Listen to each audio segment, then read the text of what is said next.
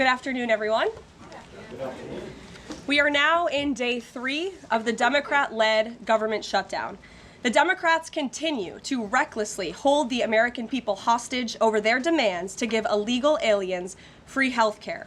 Republicans are fully unified behind passing nonpartisan clean funding bill, the exact same bill that Democrats approved back in March to reopen the federal government. But those same Senate Democrats are now voting against this clean funding bill and keeping the people's government closed. I understand Democrats will have an opportunity very shortly here to change course, and we hope that they will. There are significant personal impacts on millions of Americans as a result of this current government shutdown. The 1.3 million men and women of America's Army, Navy, Air Force, Marine Corps, Coast Guard, and Space Force who serve honorably and put their lives on the line to defend us all are not being paid. Military families are already seeking out food assistance because of financial anxiety caused by this Democrat shutdown. According to new reporting from the Military Times, staff members at the Armed Services YMCA food pantry distribution location near Fort Hood in Texas found a line of military families stretched around the side of the building yesterday at 5 in the morning. According to the staff who work there, that is, quote, not happened ever. They've already had a 34% increase this week over past weeks. President Trump and Republicans fundamentally believe we have a sacred responsibility to protect and provide for our military families with the resources they need to thrive. If Democrats believe in this very simple premise too, they should end this shutdown immediately. Unfortunately, the severe impacts of the Democrat shutdown extend beyond our troops. Nearly 7 million mothers, infants, and low-income families who rely on government-run food assistance will be in jeopardy if the WIC program runs out of money in the weeks ahead. The more than 13,000 air traffic controllers who ensure that Americans fly safely in airports across the country are currently working without pay. The National Flood Insurance Program is in danger of lapsing, which could leave families without necessary help if a disaster strikes, and we are in the middle of hurricane season. Critical services offered at Social Security field offices are reduced for senior citizens and disabled Americans. Helpful transition assistance programs are not being provided for veterans who fought to defend our country and are now trying to re-enter civilian life. The economic consequences of this shutdown are piling up every day. Policymakers, markets, and even the Federal Reserve are flying blind at a key juncture because BLS and BEA data are on hold until the government reopens. Democrats shutting down the federal government to give health care to illegal aliens could lead to lower growth and higher unemployment rates for Americans.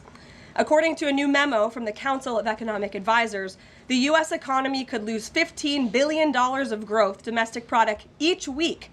Every single week, the Democrat shutdown extends, with a month-long shutdown leading to an additional 43,000 unemployed people. Small businesses are likely to encounter delays in receiving federal loans. Mortgage applications will likely shrink. And just this morning, Business Roundtable, an association of more than 200 CEOs of Americans' leading companies representing every sector of the U.S. economy, put out a statement urging Congress to pass the clean CR that will once again come before them in the Senate floor in just a few moments. Quote, a fully functioning government is essential for American businesses, workers, and consumers, while policymakers continue working on a full-year funding package and other pressing issues. Again, that is a quote from the Business Roundtable.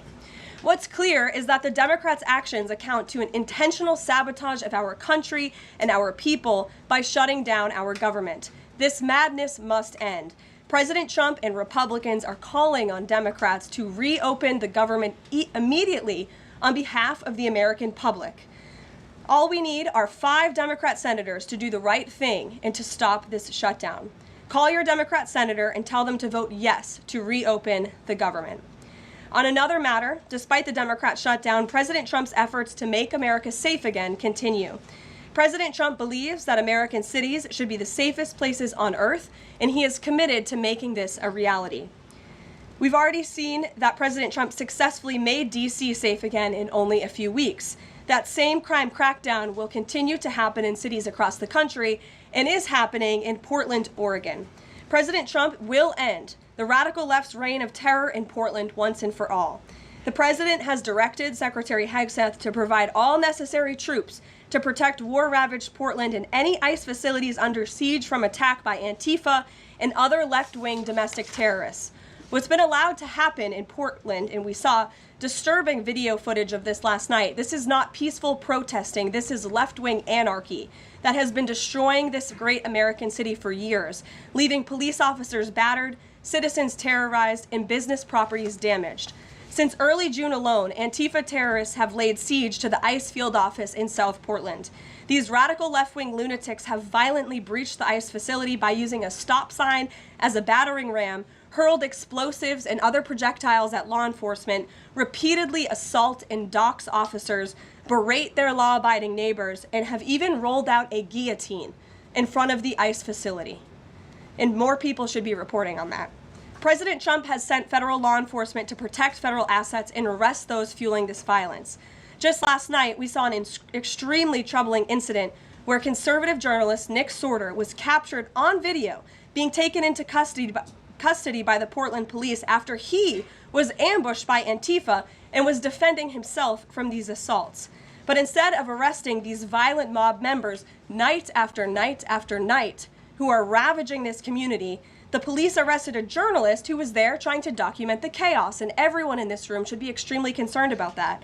The Department of Justice spoke with that journalist this morning, and they will be launching a full investigation into his arrest. This incident is part of a troubling trend in Portland where left-wing mobs believe they get to decide who can visit and live in their city. It is not their city. It is the American people's city, and President Trump is going to restore that.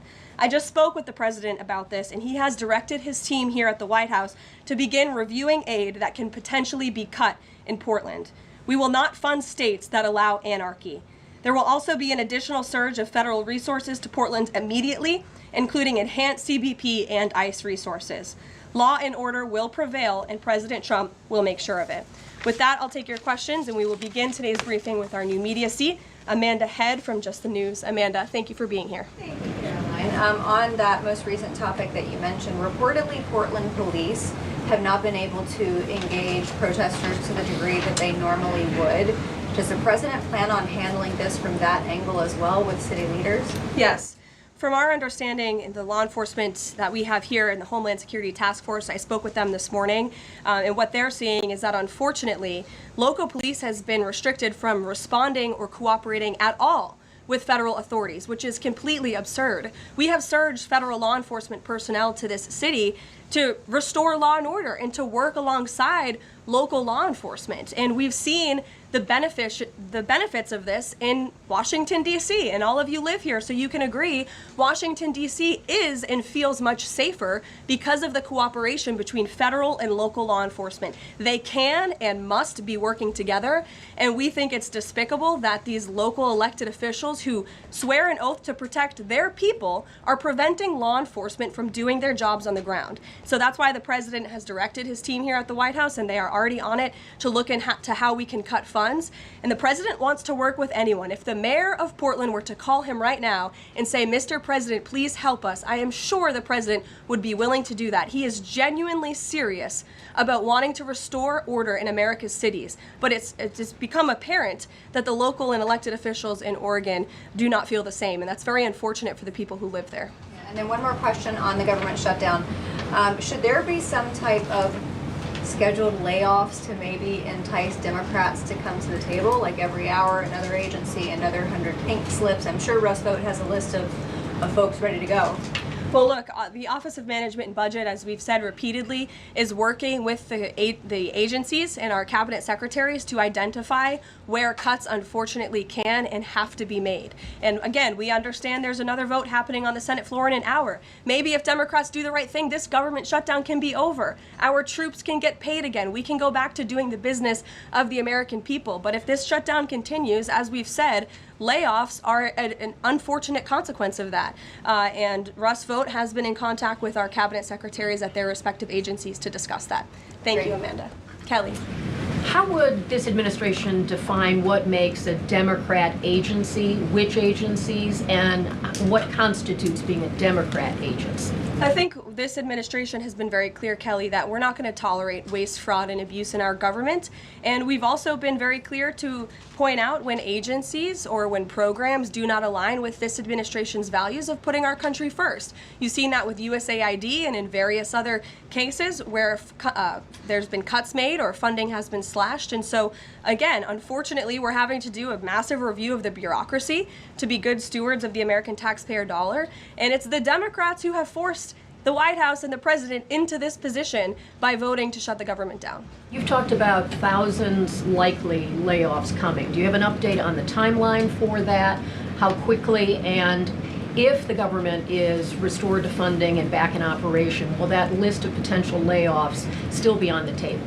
Look, as I just stated, the Office of Management and Budget is in constant communication and contact right now with our cabinet secretaries and agencies across the board to identify, unfortunately, where layoffs have to be made and where cuts have to happen. But again, the Democrats have an opportunity to prevent this if they vote to reopen the government. That is all this administration and the president is asking for. Vote for a clean, continuing resolution to keep the government open. Peter. Thank you, Caroline. During the campaign, Thank you, Peter. I was raised to say thank you in the White House briefing room. During the campaign, President Trump said that he did not know anything about Project 2025. Now he knows about it. Is that the blueprint for shrinking the government? Look, the blueprint is what the president and his team and his cabinet secretaries ultimately decide. And the president trusts his cabinet secretaries to identify where there is waste, fraud, and abuse. We pointed out this morning, or Russ Vogt tweeted about this morning, a Chicago rail project that was canceled. We paused $2.1 billion in Chicago infrastructure projects, specifically the Red Line extension and the red and purple modernization projects. And it's because the administration is concerned that the Biden administration was handing out taxpayer dollars to pay for this construction based on DEI. DOT is reviewing the race-based contracting on unconstitutional grounds, and in the meantime, the Department of Transportation funds for these projects are on hold. So I guess this answers both of your questions. This would be an example of that. And just because there's so much shutdown talk, something different. What do you guys think about the NFL's decision to name Bad Bunny as the Super Bowl halftime performer, somebody who has not scheduled shows in the U.S. because he says that he's worried that ICE is going to come and arrest his fans? Well, look, I know there are many in this room who are very anxious to hear the president's response to Bad Bunny being the halftime show, so I won't get ahead of him. I won't reveal what he feels about this. Next time you all ask him a question, you're welcome to do that. I have my own feelings on that, but that's not what I'm up here to talk about. As far as ICE being at the Super Bowl, as far as I'm aware, there's no tangible plan for that in store right now. However, of course, this administration is always going to arrest and deport illegal immigrants when we find them. If they are criminals, we're going to do the right thing by our country. Kate. Did the president and Russ Vogt decide yesterday in their meeting which cuts they wanted to make to agencies and which ones would be permanent?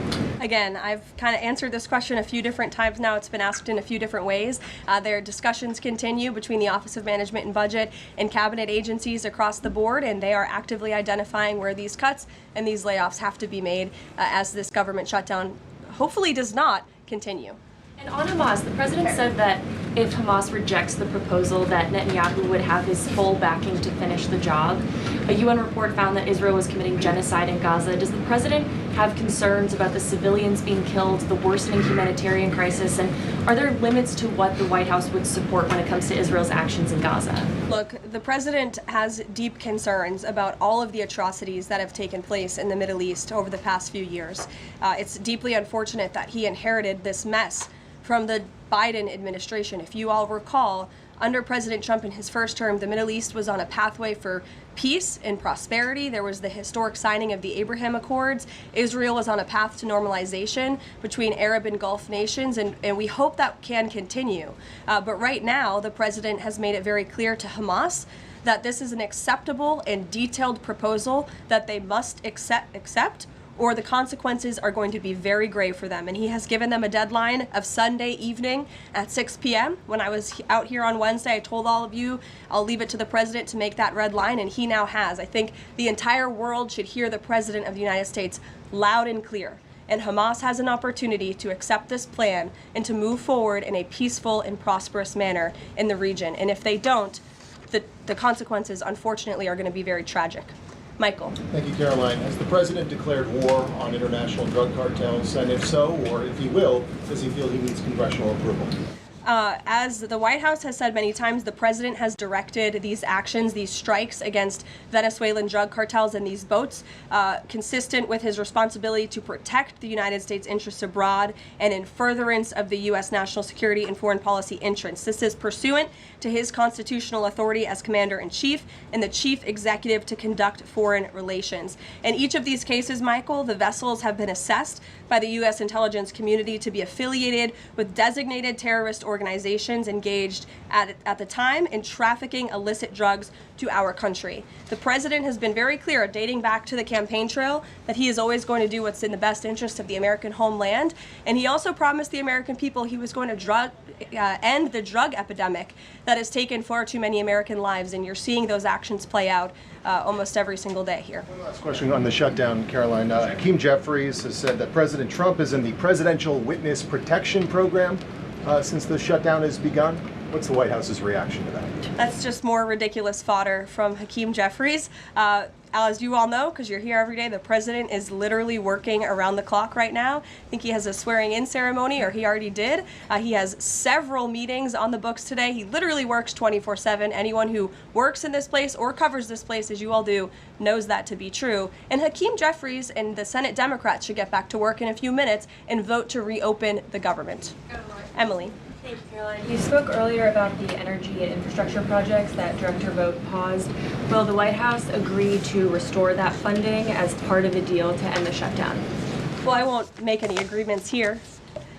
Senate Republicans are talking with their colleagues on the Democrat side, but right now, Russ Vought is doing what he's been tasked to do in the midst of this government shutdown, which is to look at funds that need to be temporarily halted or need to be canceled. And Chicago is just another example of that. Caroline. Go to Libby in the back. Thank you, Caroline. I have two questions for you. One on the FDA, but first on the shutdown. Sure. Will the administration, if this government shutdown ends, still move forward with firing thousands of federal workers? Look, as I've said repeatedly, Libby, right now we want the government to be open. Layoffs are an unfortunate consequence of a government shutdown, and it's something the administration is examining. If the government is reopened, we're going to get back to doing what we were doing last week and the week before, working on the issues that the American people care about. And then on the FDA, they just approved that new abortion pill, and it's causing a lot of uproar among Republicans. What is the president's response to that, and does the administration plan to have that hold that FDA approval? Well, the Secretary of Health and Human Services, Bobby Kennedy, has put out several statements on this. The HHS's decision, it's not an endorsement of this drug by any means. They are just simply following the law. And as they put out in their statement, by law, the Secretary of Health and Human Services must approve a generic drug application if the application demonstrates the generic drug is the, quote, same as the brand name drug. Generic applicants are not required to submit independent evidence proving safety and effectiveness. As such, FDA's decision to approve a second generic version does not address the merits of the current safety program. HHS is reviewing adverse effects to ensure the FDA's required safety program for the drug is sufficient to protect women. This safety review equally applies to generic versions of this drug. So FDA and HHS are following the law. It's, again, not an endorsement of the drug itself. Mary. Thanks, Caroline. Two questions on the shutdown. You've argued that these impending layoffs are necessary to keep essential services up and running, but that has never been the case in any previous shutdown. Even when the government was shut down for 35 days in Trump's first term, you've never had to lay off thousands of workers to keep essential services up and running. So why are layoffs now necessary in this shutdown? Because we have an administration and we have a president who are wholeheartedly focused on restoring fiscal sanity to our government and doing the right thing by the American taxpayer. We are $37 trillion in debt, and the federal government is currently shut down. There is no more money coming into the federal government's coffers. And as you've also seen since the beginning, in January, this administration is focusing on waste, fraud, and abuse. And so Democrats have given this administration an unenviable choice to have to take a look at the balance sheet and identify where these cuts and layoffs can be made. And you just said this is an unenviable choice, that this is an unfortunate consequence, but the president has described this as an unprecedented opportunity to lay off additional workers. He's posted a video likening Russ Vogt to the Grim Reaper. So which is this? Is this an opportunity to fire more workers or an unfortunate consequence? Look, the president likes to have a little fun every now and then, and I think both things can be true at the same time. The Democrats have given the administration this opportunity, and we don't like laying people off. Nobody takes joy in that around here, and if you think that, then I think that's very sad. You view the White House and our staff as wanting to put people out of work. Nobody wants to do that, but sometimes in government you have to make tough decisions. Carrie. Going back to Portland, as far as the city council there is concerned, they appear to be very sympathetic towards the protesters over at the ICE facility. Is the White House considering invoking the Insurrection Act over in Portland? Is that something they are considering also? As far as the Portland City Council is concerned, are they looking at the members there who are appear to be helping out the protesters as far as suggesting to get burner phones, et cetera, et cetera? That's not something I've heard that's under consideration or discussion at this time. Caroline. Caroline, who's ever yelling in the back? Go ahead. Me. Sure. Thank you. Bianca Gracia here, and I have a question. This week, the Democrats have chosen illegals over hard-working Hispanic Americans during Hispanic Heritage Month, causing the White House to cancel the celebration with the president. Is the president open to letting the Hispanics, who overwhelmingly voted for him, have their own siesta fiesta in the White House lawn opposed to the fancy, we don't need fancy schmancy, right? You can give us the backyard and we'll fill it all in and have in our own fiesta. Is the president open to that? I had no idea she was going to ask that question. I just want to preface that. I've never met you. I just want to say that, but welcome to the briefing room. I love your energy. I can't personally unilaterally promise the South Lawn grounds. We have some construction going on out there, but I know that everyone here views it as very unfortunate we had to cancel or hopefully just reschedule the Hispanic American Heritage Month event, and it's because we are working around the clock during this government shutdown. When the Democrats vote to reopen the government, that event will be back in the planning stages. You're welcome. Brian, go ahead. Very much. Welcome to the briefing room, by the way. I was with the Secretary of War and the Attorney General in Memphis just the other day as they were going to a command center. And I noticed a billboard along the highway that said, "Memphis welcomes the National Guard." Now, what is your message today to Democrat mayors watching us right now that suffer from TDS and they cannot get Trump out of the way to saving their city, Portland being one of them? They should do the right thing by their citizens, Brian. They should call the president, they should call the White House and say, we want to work with you. And in Memphis, we are seeing some cooperation. As you saw from that billboard, the people of Memphis are loving this, and they are very grateful for the federal government's efforts. And federal law enforcement is there. We're working alongside local law enforcement. We'd like to see it ramped up a little bit because we want to make progress, and we want to arrest as many bad criminals as we can. Since Monday, I do have some updated statistics from the Homeland Security Council this morning. Since Monday, 153 arrests have been made in Memphis, including 5 gang members. 48 illegal guns have been seized, and 5 missing children have already been recovered. Last night, 60 arrests were made and 21 illegal firearms were seized. Arrests from last night include a suspect wanted for rape of a child under 13, first-degree murder, breaking and entering, aggravated assault, illegal drug possession, and many more. So we continue to see good results coming in through Memphis, and the president is very excited about making Memphis safe again. In the blue. Thank you. At the top of the briefing, you made a statement about that the Democrats are interested in giving health care to illegal immigrants. Yes, they are. U.S. law already prohibits that. It's a 1996 law saying that they cannot give unauthorized immigrants any federally subsidized health care coverage through Medicaid, the Affordable Care Act, or the Children's Health Insurance Program. There seems to be a disconnect in the messaging. Are you denying that Medicaid money has never gone to illegal aliens in the United States of America? I'm asking you if you can explain the disconnect in the messaging. I most certainly can. The Democrats' proposal, their continuing resolution, let me just reiterate, the Republicans' continuing resolution was a clean continuing resolution.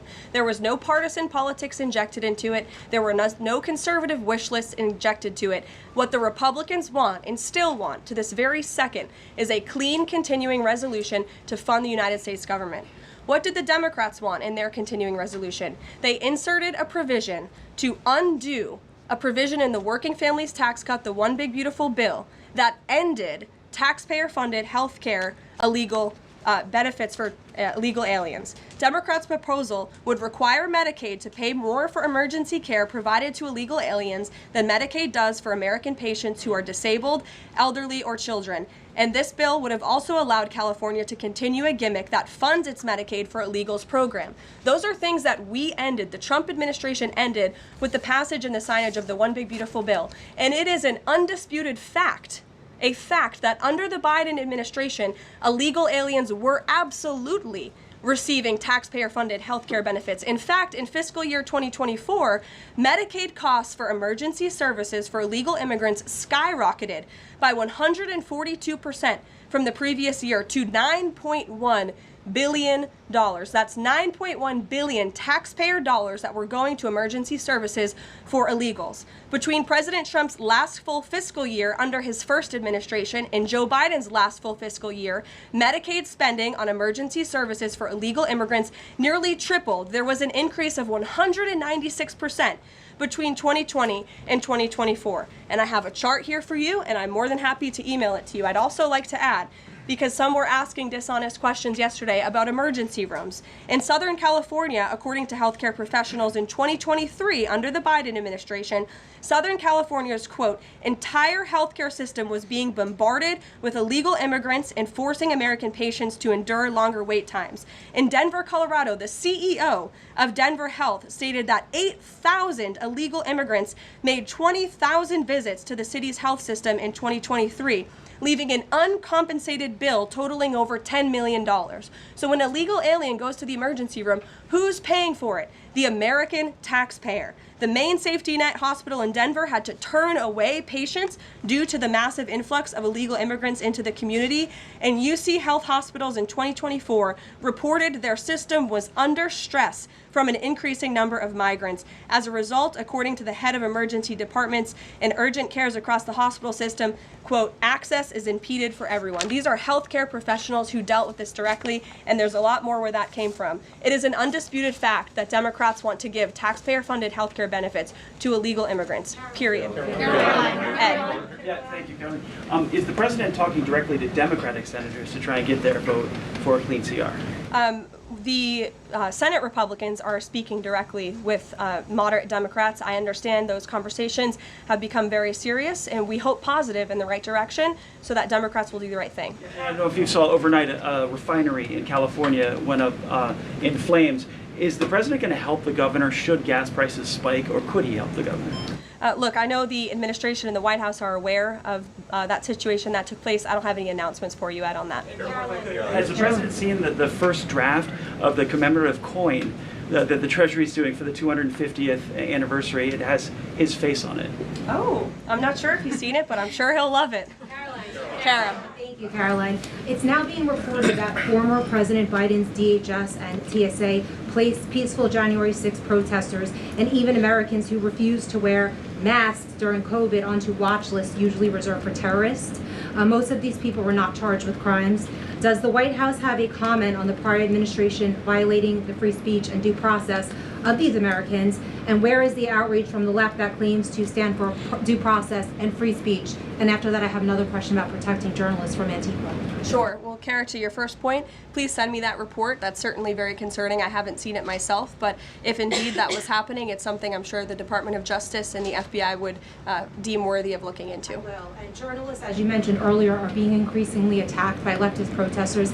I was actually assaulted outside of President Trump's United Nations speech, and I think the White House is aware that a Portland journalist was almost blinded by an Antifa protester. This has been a problem that's gone on for years, and police often say that their hands are tied. Does the White House have a plan or plan on issuing a statement maybe discouraging this violence against journalists out on the street like me and so many others in this room? Well, I hope that my statement earlier in the briefing served that purpose, but of course we condemn violence against anyone in this country, and journalists as well, who are exercising their First Amendment right. And there have been so many incredible independent journalists across the country who have gone undercover within Antifa and really have come to understand how this is a growing domestic terrorism threat inside of our country. And I would encourage maybe some of you in this room to get outside inside the Beltway and go do some of that undercover investigative reporting, because it is really incredible what they found. I met with one of them in my office yesterday, and they're doing very dangerous work in difficult circumstances, and Antifa is a very violent group, as you've experienced and that many others in the media have as well. Christian. Yeah, thanks, Caroline. Following up on Libby, sort of on the other side of the abortion debate, has the president abandoned his campaign pledge to mandate insurance coverage for IVF services? No. Was there any update on that? We flew by that May EO deadline for the White House to produce a plan. I literally just read a statement from the Health and Human Services on for Libby at least, as far as IVF goes. I'll check in with our policy team and we'll get you some updates. And then on Russia, how concerned is the White House that the Russian Navy seems to be escalating its provocation of NATO allies? I'm talking, of course, to the several close calls they've had with the Danish military during the EU leaders meeting in Copenhagen. It's something the administration takes very seriously, and we are constantly monitoring it. The National Security Council here at the White House is in constant correspondence with our NATO allies, and the president speaks to many of them as well. Yes. We've seen a spate of gun violence in this country, both mass shootings. We've seen this Michigan church that was attacked, children being shot in pews in Minnesota. We've also seen politically motivated assassinations of Minnesota lawmakers, Charlie Kirk. Has any of this made the president or the White House rethink gun safety prevention in this country? Either red flag laws, I know that was a conversation in the first Trump administration, or is there anything on the table right now on gun violence? Of course, this is an extremely pressing issue for the administration in our entire country. It's deeply alarming to everyone here, the violence that we've seen taking place all over the country, the assassinations that have unfortunately, tragically taken place throughout the last several months. There are many discussions about how to prevent such violence and how we can ensure that law enforcement has the resources they can on the ground to not only respond, but again, to prevent such tragedies from taking place. If there are red flags with an individual in a community, that they are treated as an emergency, a public safety emergency, not just, turn a blind eye to. There's many other things we can do, but the administration and the president has always also made it clear he's always going to protect the constitutional right, the Second Amendment constitutional right of Americans to own guns. Would you advocate for Congress to pass a federal red flag law? Right now, they just incentivize states financially to have red flag laws, but I know Lindsey Graham has worked on this as a Republican. There are some Republicans that do support this kind of gun safety legislation. I don't want to get ahead of the president on any congressional action or any suggestion to Congress on that matter. Andrew. Thank you, Caroline. Two things. First, to follow up on something you said earlier about hospitals treating undocumented or illegal aliens. Is it the administration's position that hospitals should not have to treat people who come into the emergency department who are not here legally? No, that's not our position. Our position is that it's completely unacceptable that the Biden administration paroled and encouraged an invasion of tens of millions of illegal aliens into our country and then promised them free health care. And the Democrats are on the record repeatedly stating that they believe illegal aliens should have health care benefits, free health care benefits in the United States of America. So that is a recipe for a disaster. Of course you're going to encourage a mass illegal invasion of our country, which is exactly what happened. And we've seen the unfortunate consequence of that, where American patients are being put last, where American patients are having to wait in wait rooms, where grandmothers and grandfathers are waiting hours and hours for care because they're being put behind the line to illegal aliens. And we don't agree with that. We don't support that. That's why the administration is desperately trying to fix it and deport the tens of millions of illegal aliens that the Democrats and the Biden administration allowed into our country. And we'd love to continue doing that work so long as the federal government is reopened. And there are many federal law enforcement agents and officers right now who are working without pay. That's unacceptable. The Democrats need to reopen the United States government, and we hope that they will do the right thing on the Senate floor in just a few moments. Thank you, everyone.